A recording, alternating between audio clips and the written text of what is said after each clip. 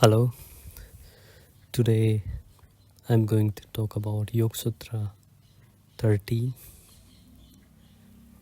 So, in the earlier sutra, Patanjali talked about how to restrain the modifications of the mind, and which is how Patanjali defined yoga. And earlier we saw there are 5 modifications of the chitta or the mind, which are correct knowledge, incorrect knowledge, fancy, sleep, and memory. And so Patanjali mentioned 2 different ways, or 2 things need to happen in order to restrain the modifications of the mind. The one is abhyas, practice. The second one is vairagya, detachment or dispassion.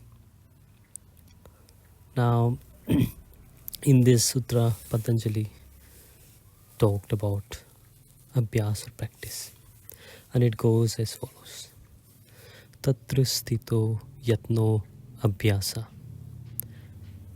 Tatra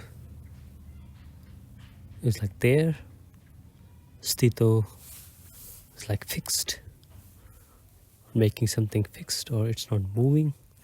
Yatna is effort, abhyasa is practice. So practice is when you have different modifications of the mind, and here you are making an effort to not have those modifications of the mind. So you are trying to restrain the modifications of the mind. And here the useful word is yatna, the effort.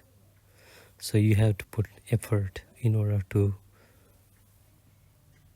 steady the modifications of the mind.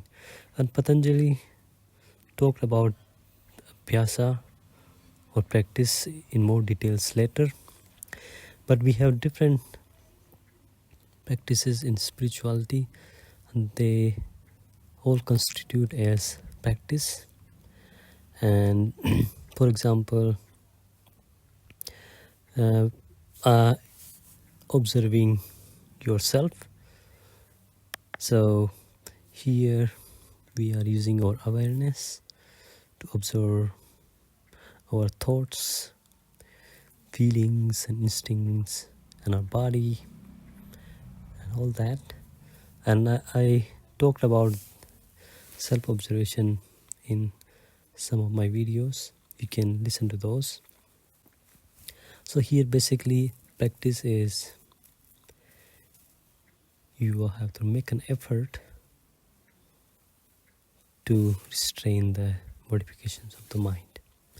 And what kind of practices you can do, Patanjali talked about more later we'll see in other sutras. And in the next sutra we would